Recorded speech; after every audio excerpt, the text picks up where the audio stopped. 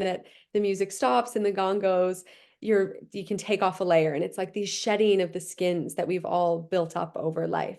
And at the end, we're open your eyes, and I'd say 95% of the women in the room were just completely butt naked. We're there in this beautiful yurt in this like golden light dancing. And I just thought like, Wow.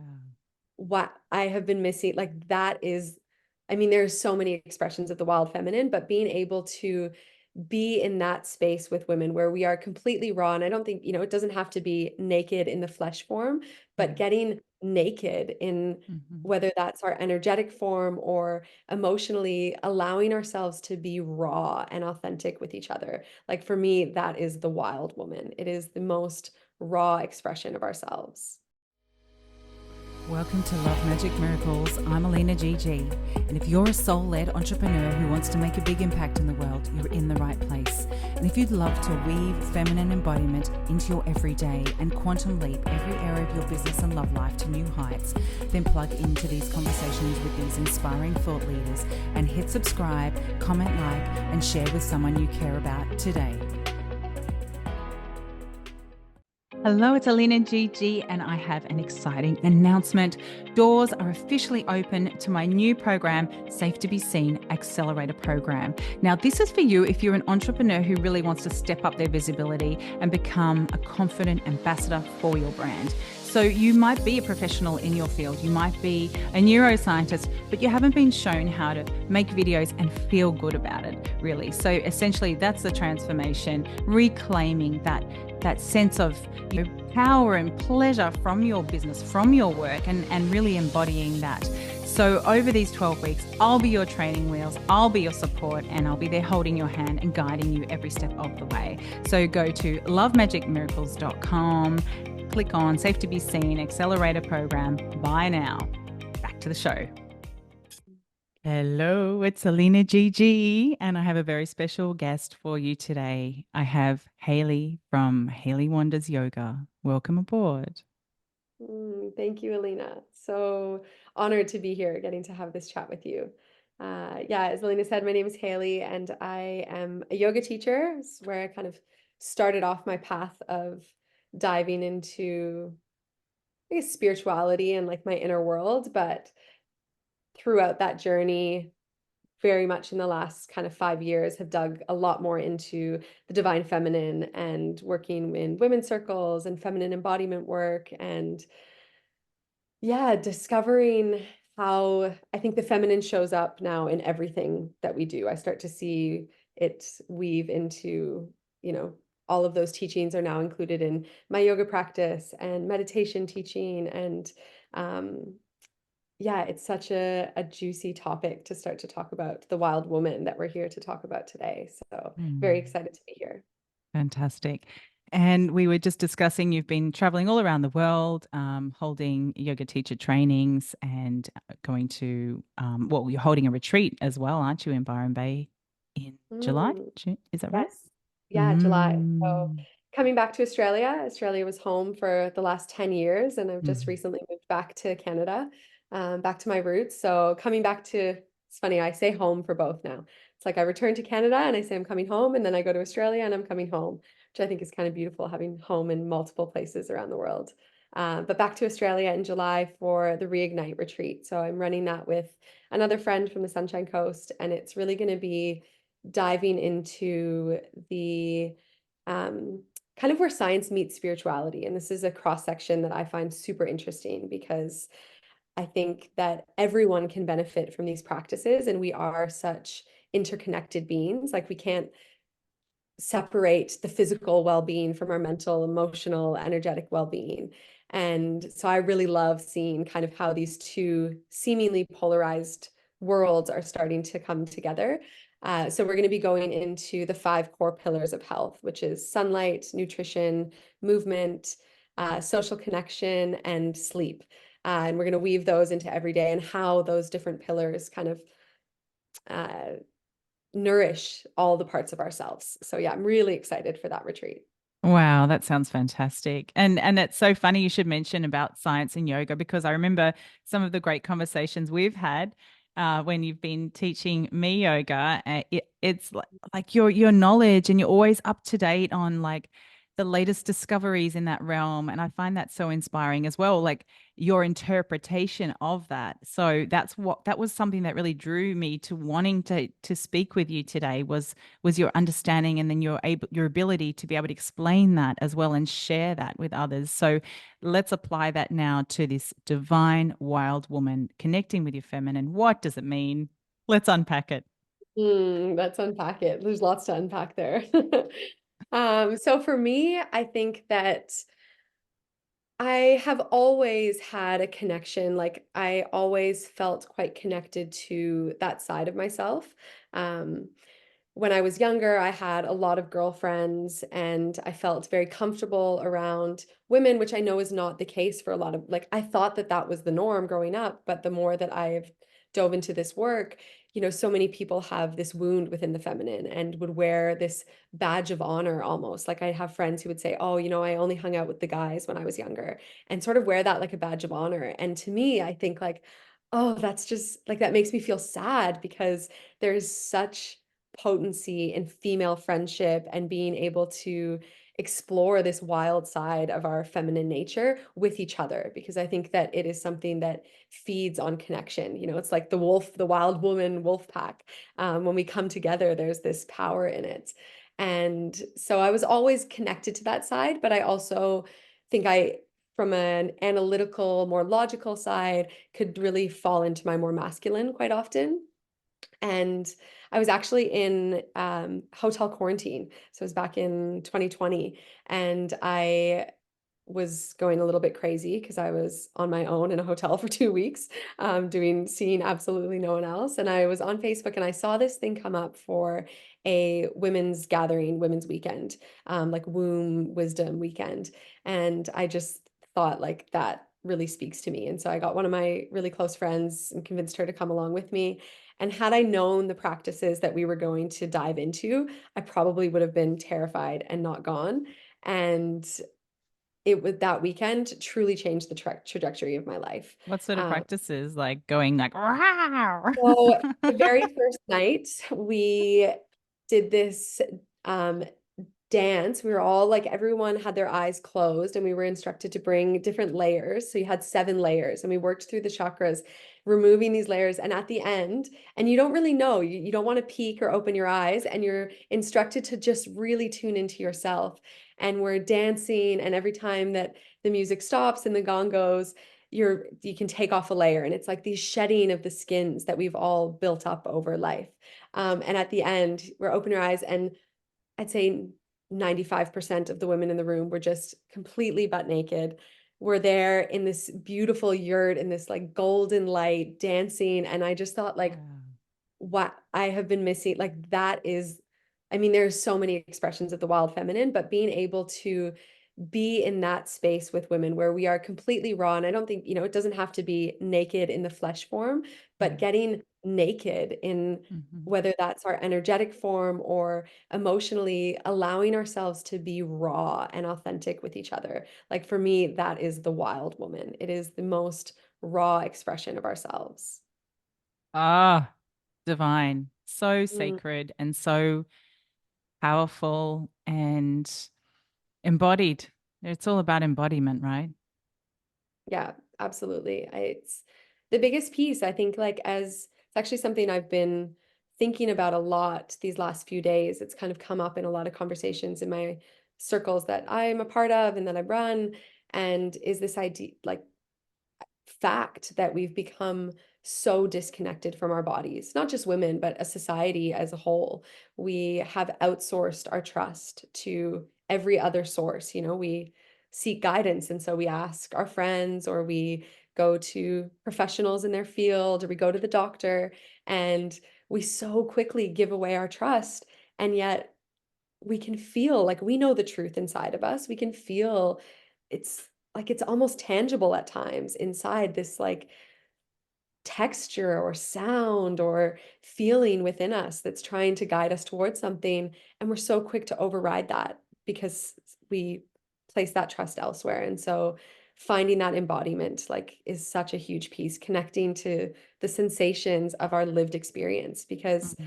I believe that we are spiritual beings. We are here, having a human experience, and we're all energy that is born from the same place, but we are also human. We are also these bodies. And I think we do a disservice to ourselves to try to transcend that too much or disconnect from it. Mm. Well said, well said. And do you feel that part of the reason we give away our power and our sovereignty within our bodies is because we feel a bit unsafe to be there? Absolutely. Absolutely. And it makes me feel so sad, but also feel so much hope that like so many, like I said, have that feminine wounding. And like I see people wear their hardness like that badge of honor sometimes, of not allowing people in and being able to hold that kind of stiff upper lip and ride out the storm of life.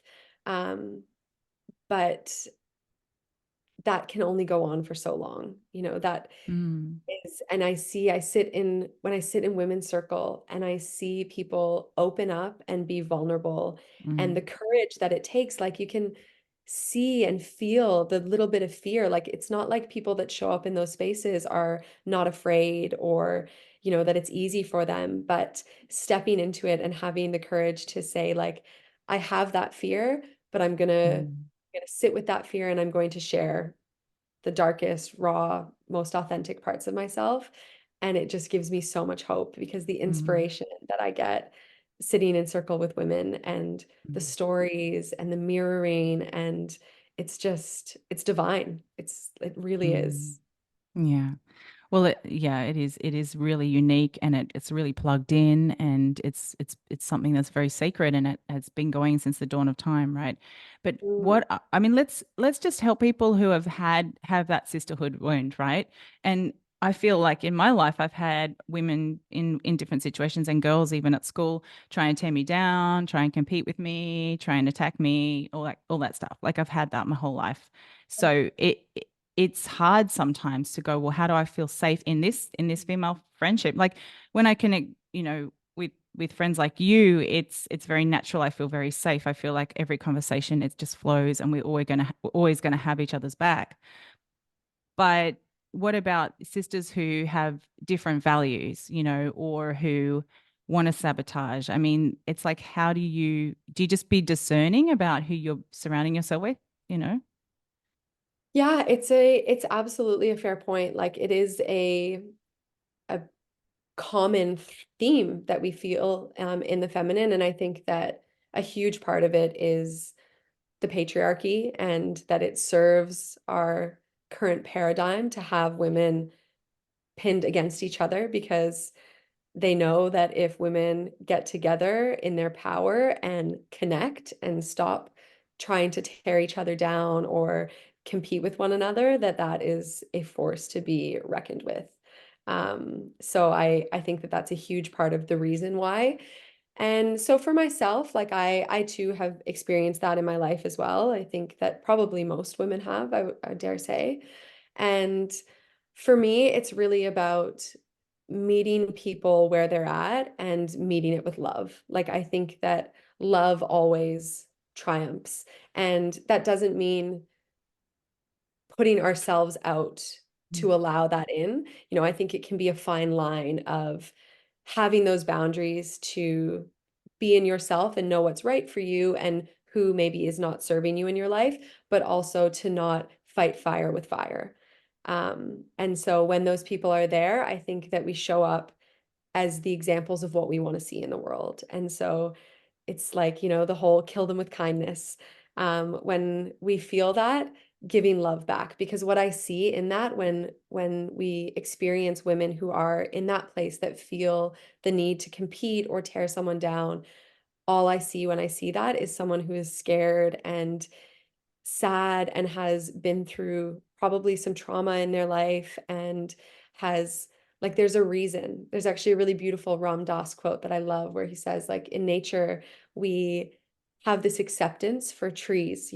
Some are crooked and growing weird, and some are small and some are big, and we accept it. We understand that maybe that one didn't get much light, or maybe that one, didn't have the same nutrients. And there's just this complete acceptance for things as they are.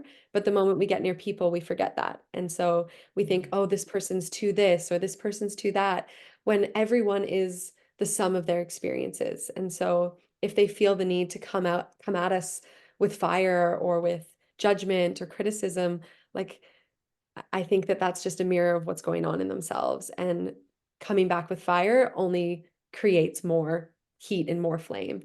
And so, can we meet it with kindness and compassion whilst also having that kindness and compassion for ourselves?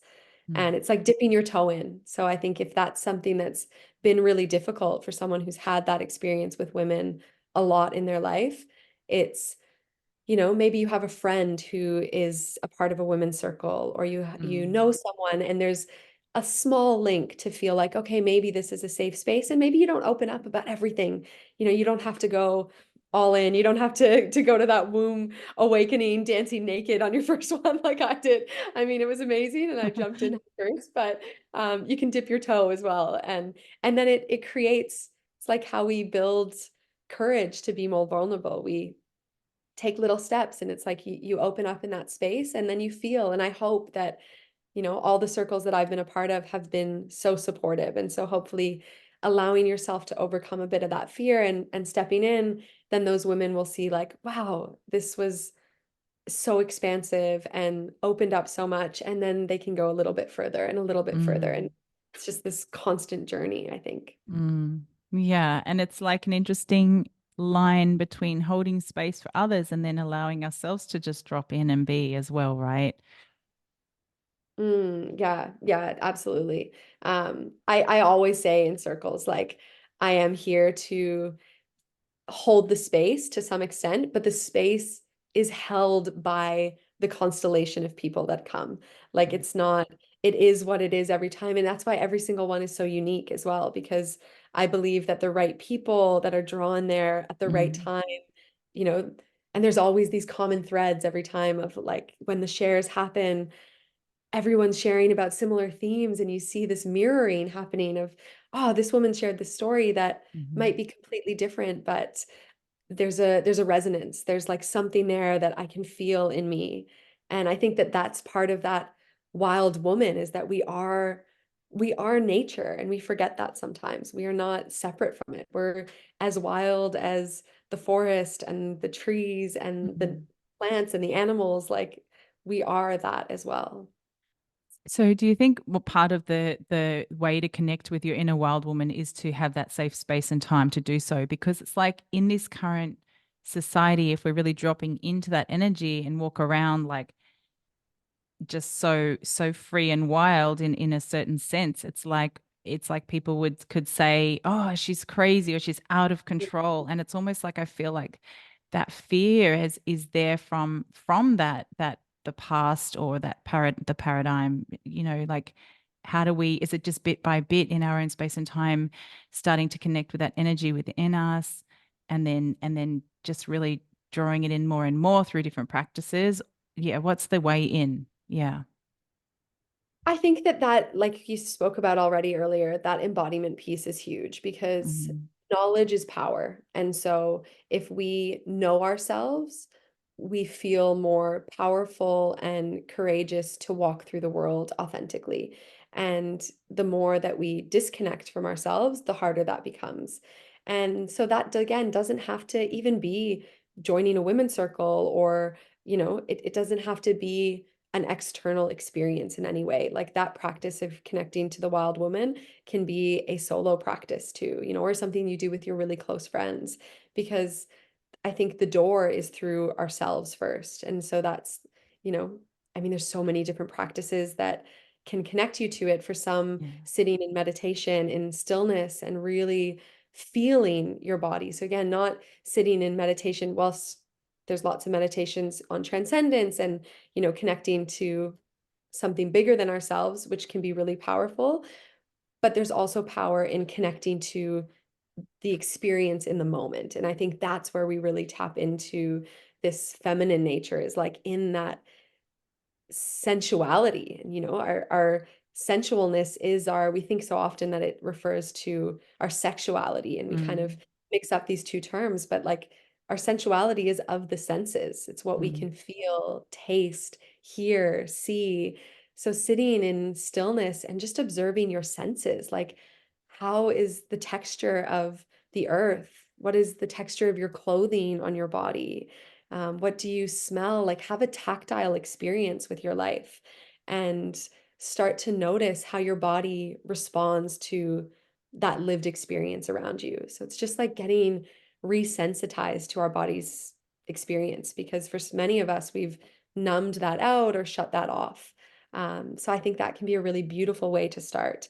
And for others, it could be movement. If you're someone who really likes to move, dance is such a powerful way to connect to the feminine. Um, I always include a bit of dance in some of my women's circles and things. And after, I think it was one of the first ones I ever ran, I had one of the women come up to me after and she said, I have never danced just for myself. I don't think since I was maybe a kid. And she was like, I know what it's like to go to the club and dance as a bit of a performance, or to, you know, dance with my partner at a wedding or something, but I've never actually just danced from a place of complete liberation. And she was just overjoyed. Like you could just see it. And it's amazing. Like now dance is a huge part of my life. I dance in my kitchen every morning when I'm cooking, and I dance outside by the lake, and I just love it. But it's actually quite uncommon for women to dance without a purpose, without like, oh, it's a performance, or it's, to attract something. How rare it is that we just dance for ourselves. So, I mean, mm, that's another incredible practice to connect to the wild woman, I think. mm. Wow, thank you. That's great. Yeah, yeah, I nice. love a good dance party. Yeah, yeah, for sure. In the lounge room, like all the time. And it's Yeah. great to shake off energy, right? It's just so, yeah, it's very healing. It's healing. And it's great to be able to weave it into daily life, right? Because with some of these practices that, it's like, well, it's all these planets have to align. It's like, well, what's something we can just do right here, right now? You don't have to be XYZ, you just go. So that's refreshing. Yeah. Yeah, absolutely. On one of my calls last night, we were speaking about the wisdom of the menstrual cycle, and actually that was something that one of the women had brought up, was that so often their rituals around connecting to the feminine transition from being to doing, of like these things that they need to check off the list. And so it can be a fine line of, okay, are these practices connecting me to my feminine, or are they becoming like tasks that, oh, I need to do my Mm, meditation, or I need to dance. I have to, you're scheduling them in, and it becomes more masculine. So, like you said, it's like, how can we bring them in easy practices that we can just do for 5 minutes? I mean, we can dance, at any mm, point, where it doesn't have to be some crazy dance. It can be shake it off. Like you mm, said, movement is mm, so good for moving energy. So when we're feeling a little bit anxious or stressed out or angry, whatever it is, like shake, move your body, let it go that way. And just mm, in those couple minutes, it can be that connection. mm. So, what's the most inspiring way that you like to connect with your wild woman other than Mm. dance? Mm. So lately, I've been going quite deep into connection with my cycle. That's been a really big one for me. And it's something that I felt disconnected from for the last couple of years. And um, I know it's a maybe a little bit of a controversial topic, but I 100%, my cycle was affected by the vaccine. And it was, I started bleeding for 2 weeks at a time, every 2 weeks. And so became really disconnected from my cycle. And it became something that I dreaded a lot because it was so heavy and consistent. And it was something previous to that I had been quite connected to. And so it really shifted that relationship. And I mean, I could go quite deep into this. I've been reflecting on it a lot about, our cycle and boundaries, and, how this disconnection with the feminine from those, the shame that's been created around our blood and our bodies and the way that we express ourselves, and boundaries, and how those two are really woven together, and how often our boundaries are crossed as women. Um, so this practice of connecting to my cycle for me has been so powerful in reclaiming my boundaries in life, and like what I allow into my space and what I allow into my body. And so recently, I would say the practice that has been so potent for me, I've been collecting my blood quite a lot, and I will water my plants with it. I'll collect it in a jar and, say prayer into it and give love and, make it into a ritual. Like, I think that's with the feminine, it is so much about ritualizing the mundane and the small experiences in life. And then I've also started masking. And again, fairly controversial. I think when I first heard about it years ago, my initial reaction was like, oh, but it's like, why? Why are we so afraid and repulsed by our own blood? So connecting to that has been so powerful for me, and it feels wild when you're painting your face with your blood and connecting to, this life-giving fluid that, life is born out of. It's like what makes us women, and it is so sacred, and it has been so powerful for me. Like, I have never felt more raw and wild and connected to myself as I do when I'm in commune or like in ritual with my own blood. It is an incredibly powerful practice. Wow. What about women who have stopped bleeding for whatever reason, either like their cycle has just stopped momentarily or they're like menopausal, perimenopausal? How can they connect with their cycle? Yeah. Yeah, absolutely. The moon. Our We are so tied in with the moon and the lunar cycles. And so starting to sit and spend time with the moon, we can connect to, within our own cycle, we're working through seasons. So we have like our follicular phase, which is our spring, and we're starting to come up and rise, and then ovulation, our inner summer, and then we're moving into our luteal and our, autumn and the decay, and then our winter, which is our bleed or our menstruation. And so we can tune into the cycles of the moon as well, because we have this same transition. We have, the full moon, this time of letting go, releasing what no longer serves us, and then moving towards the new moon and the start of a fresh cycle, this time of setting intention. And, um, when we even think about the moon's effect on the waters of the world, we see it in the tides, the way that it affects the ebb and flow. And so, that same pull, that same like magnetic force works on the waters of our body, our womb. Even for women that no longer have a womb, if they've had hysterectomies or things like this, there is still that energetic space within their bodies. There's still the fluid of their bodies. And so connecting with the moon can be a really beautiful way to connect to these practices, I think. Mm, great. Thank you. Lovely. Yeah. Yeah. Oh, It's a nice. bit, it's actually quite, I haven't been speaking about it too much with people as of yet, because I find, it is a little bit of a taboo topic. But since we're here to talk about the wild woman, we might as Yeah, well go exactly. all in. Um, so as I mentioned, I'm living with my parents at the moment since moving back. Got my own apartment downstairs, but um, the one day they came down and I had my mask on. And so I've been talking about it with both my mom and my dad. And that's been really interesting. And it's really shown me again about, I think, and it comes into what you were speaking about before as well, about, how do we, when there's that fear and showing up in the world as ourselves, oftentimes people will want to take us down because of that, because we see someone in their power, owning their truth and their authenticity and their wildness. And when we don't have that in ourselves, I think that it can be a trigger. And so we want to take that away. And, especially in the greater whole in the society, the patriarchy wants to take that away from us. It wants us not to know our power because, like I said before, I think they know that it is a force to be reckoned with. And so it was really amazing to be able to have that conversation, because I think that the only way to break through that is to keep showing up, to, be unafraid of the judgment and the criticism. And I think that that's where intention becomes so important. And so I've been thinking a lot recently about intention and impact.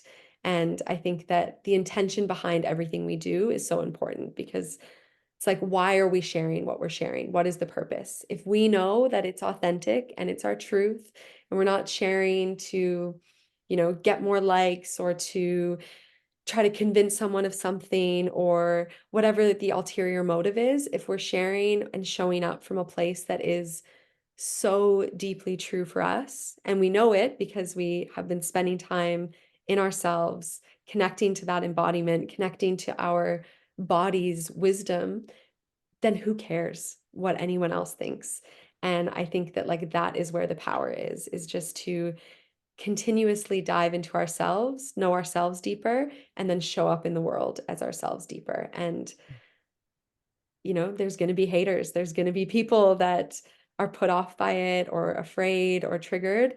But if we keep showing up with love, if we keep showing up with authenticity, they might be triggered, but I think they're going to be inspired as well. Even if they don't tell you, it will unlock maybe something in them and this other way of thinking about things. And, even my parents, they kind of still on the fence about it, but they're like, oh, maybe we'll, what with the planting all of veggie gardens and all of the things now, and a little bit open to the watering of the plants with it. And so it's like, that's amazing if we can bring that into the older generations and reconnect um, with our nature.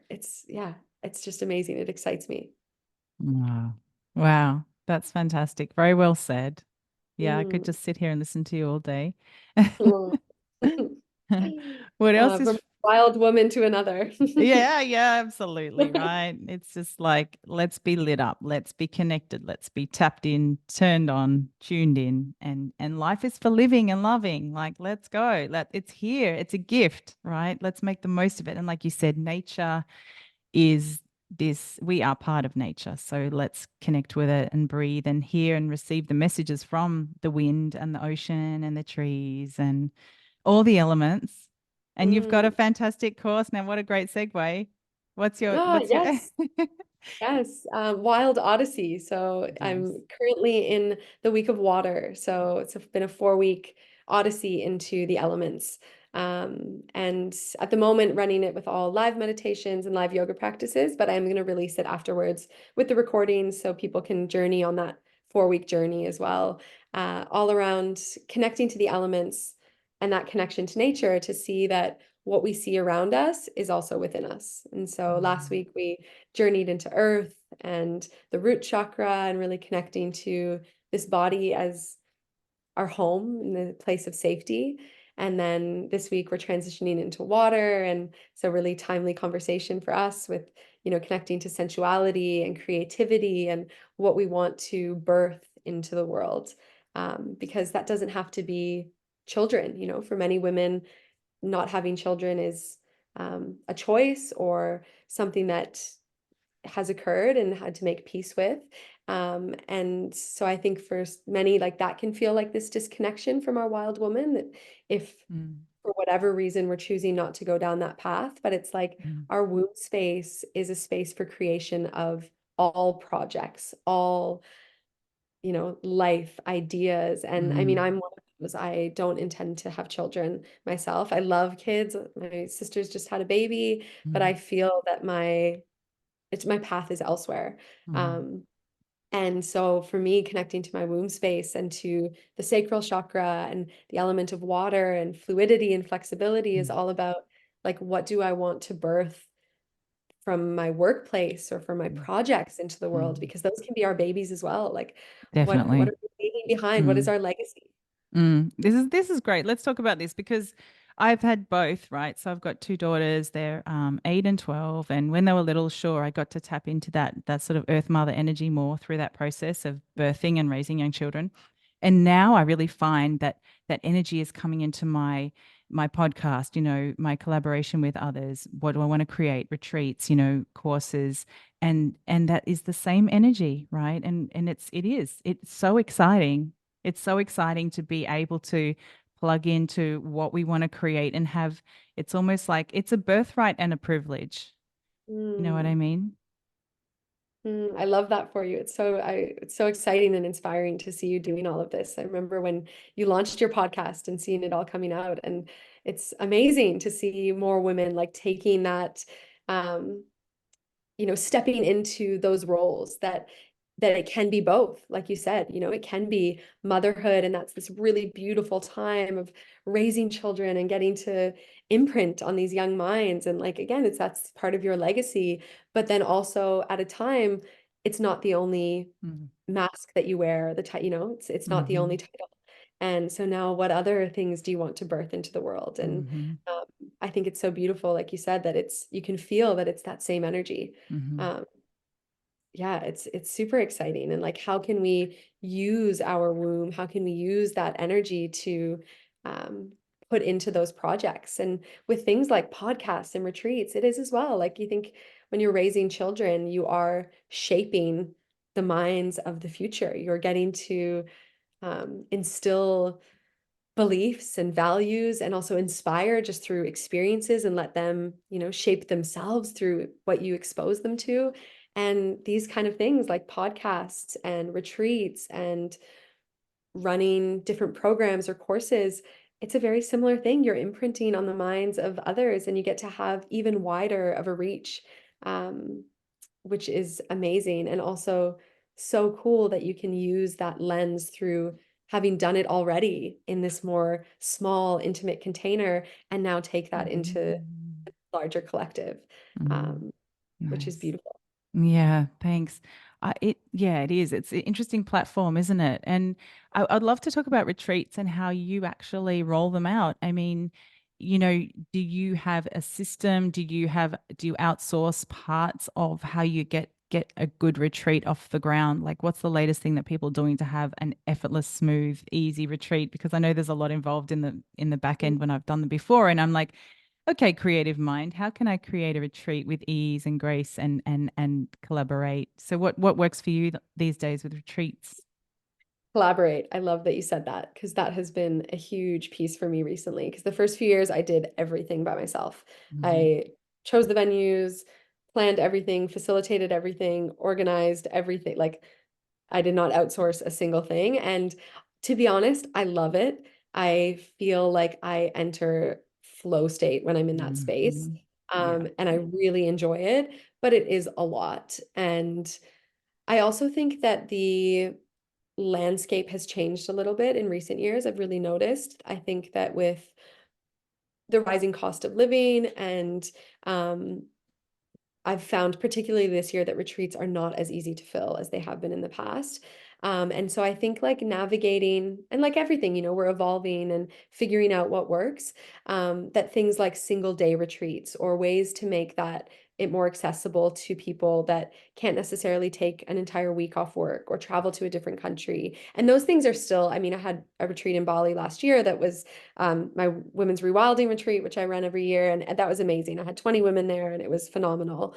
But as a whole and across the board, from teaching with other facilitators, I have noticed this kind of new trend that retreats have been more challenging at the time to fill the bigger one, the like international going places. Whereas people really want to access this work and that space, like that container for healing or exploration of the wild woman, or practices of the 5 pillars, like all these different things that, so how can we make them more accessible in the shorter term? So that's been something that I've been really working with this year. But retreats are still a container that I love, and having that Mm-hmm. time, 4 or 5 days to unpack ideas. Um, so I find collaboration has been a huge piece for me recently. Like, I don't have to recognizing that I don't have to do it all on my own. And Mm-hmm. when you collaborate, you then open yourself up to, double the audience of people to come in. You're not trying to fill a retreat from just your own audience. You have someone to bounce ideas off of and to share that workload. And yeah, I think that it's been a really challenging, but also evolving practice for me to work with others, because it is something I've recognized in myself that I get this vision. Like when I Mm-hmm. go to plan a retreat, the whole thing downloads, and it's like I can see from day one to day 4 or 5, like every practice. And so working with other people has been a bit challenging because it's like, okay, you got to figure out how to um, let that flow between two people. But I also think it's such a incredible skill for life to be able to Mm. work at ease with other people, and to recognize that we can never be the master in every field. Yeah. I love digging into so many different Mm-hmm. philosophies and ideas. And like you said, when you used to practice me, like I really do love digging into all of these different ideologies, and then like sitting with them and kind of percolating in them for a while and seeing how they feel and that interpretation. But like we can't do everything. We can't study everything. I would love to. I love learning more. But the reality is like we're in a constraint of time. And so recognize what, for me, like recognize what I'm good at the gifts that I have, and then bring in other people who are amazing and masters in their field and who have Mm-hmm. other things to offer. And because then your offerings become so much more potent as well. Mm-hmm. It's not, you're not trying to wear all of the hats. You're like, this is what I can do really well. And here is 1 or 2 or 3 other people who also can do something really well. And you're offering so much more to your clients or students as well. Yeah, that's fantastic. That's great. That just from a practical level. And then the attendees are just getting like 3 times, the offering. Yeah, great. Totally. Nice. Yeah. Yeah. And Yeah. it's fun, I've Mm, really, although it's been challenging at times, like it's so fun to work with people as well, and to mm, get more, it's like the planning process becomes more exciting, and you've got your friends when you're on retreat as well, because it is big days. Like it is a lot of work and a huge energy output as well. And it's so nice to like have someone that you can go to bed with at night and like sit there drinking a cup of tea and bounce off of how did the day go, and what do we want to change for tomorrow, and to have that support is amazing. mm. Well, that's great. And what else is front of mind for you right now? Oh, I've got a big year coming up. At the moment, I'm really transitioning into ideally being fully remote. So I've been in studios kind of on and off, still teaching or running circles or different things for the last couple of years. And I find that more and more my schedule is just taking me around the world. And I love movement. Like I've realized I'm not great at staying in one place.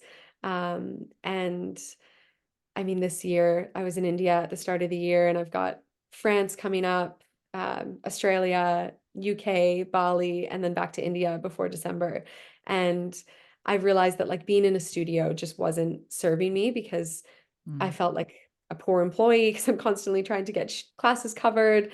mhm, And, I think a studio deserves someone that's going to be there consistently. But then I also felt like I don't want to say no to the things that light me up, like the mhm, the big offerings, like the retreats and the teacher trainings and the places to have more impact and share more.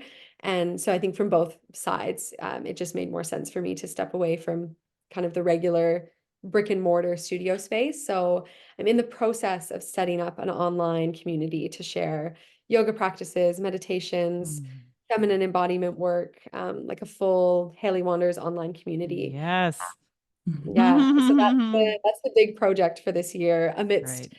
all of the different retreats and travels. Um, Fantastic. but I would love to hear about your ideas for retreats, what you have brewing as well. Ooh. Well, my partner and I want to do a couples, conscious couple, divine sacred union, intimacy. Yeah. And just, I guess it's more about couples come and they just have this time and space to just plug in deeper to their connection, right? Which, yeah, that's the premise. Yeah, so that's I the love main one that we're going to be popping up on the website, and there'll probably be a wait list as we nut out location, date, all those things. Yeah. Yeah. Oh, very exciting. Yeah.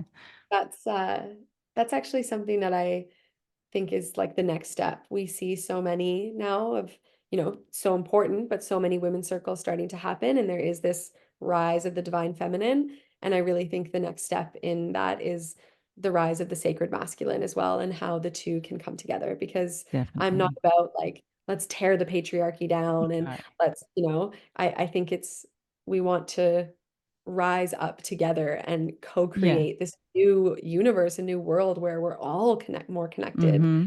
So Yeah. I love that for you. Yeah. That's so exciting. And you're in a sacred union as well, right? You've been with your partner a long time, right? How long? We have, yeah, we've been together for 10, almost 11 years now. Mm, mm, Yeah, which is yeah. wild. Yeah. Um, Nice. and it's not always been easy, that's for sure. Mm-hmm. Mm-hmm. But it's work, relationships as well. And I think like I feel so blessed to have someone who is also willing to do that work Right. because the reality is, I met him when I was 21, 22 years old, and Mhm. I'm a completely different person now than I was then, and so is he. And I think that it's, in some ways, like some people say, oh, it's so lucky that you guys, you know, grew in the same direction.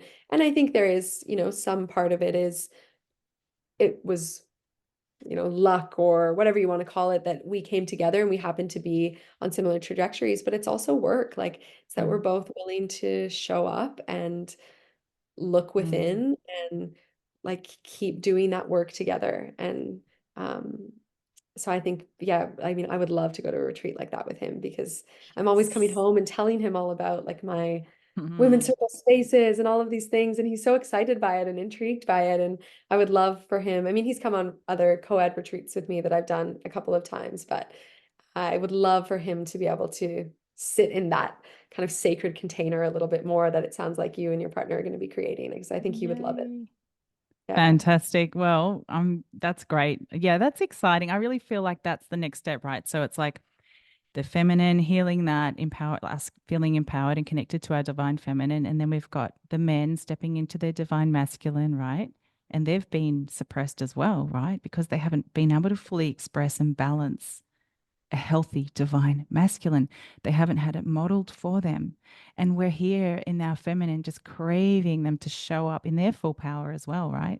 And then together we can be like, wow, what can we create together? It's just like superheroes, it's like power couples unite. Yeah. Yeah, big time, big time. Because you're so right. It's not, the patriarchy gets a lot of hate, but it's like the patriarchy isn't men. It's not, and I think that can sometimes be a confusion is like, oh, all these feminists and people like waking the divine feminine are against the men, but it's not that at all. It's really, I think that men have suffered as much in this current paradigm as we have. Like you Mm, said, they have been completely suppressed, totally disconnected from their emotion, and in similar ways felt very unsafe to express themselves and just through a different lens. And mm, I think it is equally as important for the men to rise up. And the mhm. studio that I've been teaching at here in Canada for the last few months, actually, it's been so inspiring to see one of the owners. He's created a men's circle and he started it a year and a half ago, and there's now 5 circles, 50 men that Wow. meet every single week for an hour. And it's just Mm, incredible to me. And they sit in circle, and my partner Matt joined it the last couple great. months.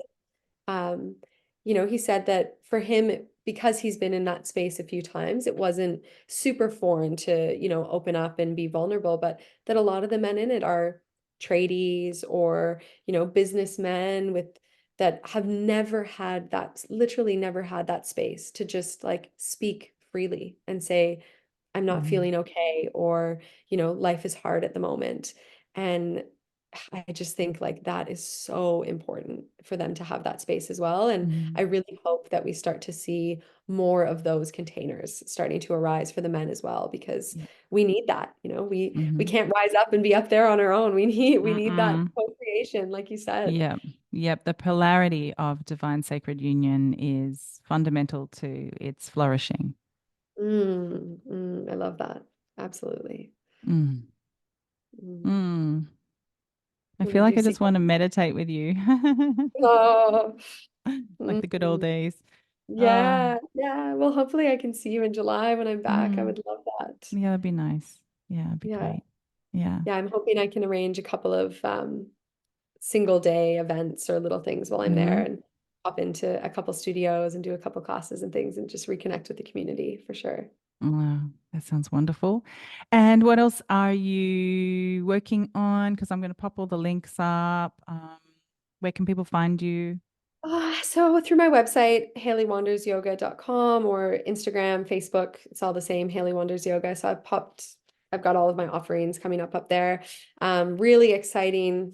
I'm super excited for the Reignite retreat in July, but also I'm going to be running a Align retreat, which will be a New Year's Eve astrology and yoga retreat. So when I'm speaking about Mm. collaboration, a really great friend of mine, Bex, she is an astrologer and incredible cosmic um, magic weaver of astrology and Buddhist meditation techniques and all of the different pieces that she's learned, and her views and interpretation is just inspiring. And so Wow. we're coming together to run a women's retreat for New Year's Eve in Goa. So back in India, where I spend a couple years every year, sorry, teaching teacher trainings, and it is such a powerful place. Like that place has some really potent energy. And I think it was before we were already recording. When I was saying to you that it's like somewhere it's a hub for people doing that work. And it just really attracts so many people who are there to dive into the breath work and ecstatic dance and all of these practices. And the reality is when you get a lot of people in a space like that doing that work, the land becomes energized and you can feel it there. And so I'm so excited to gather with women in that space and over New Year's Eve. So it's going to be all around aligning with the cosmos, with astrology. Bex is going to be doing one-on-one birth chart readings for everyone so they can get an idea of their unique birth chart and kind of what that says for them. And then also aligning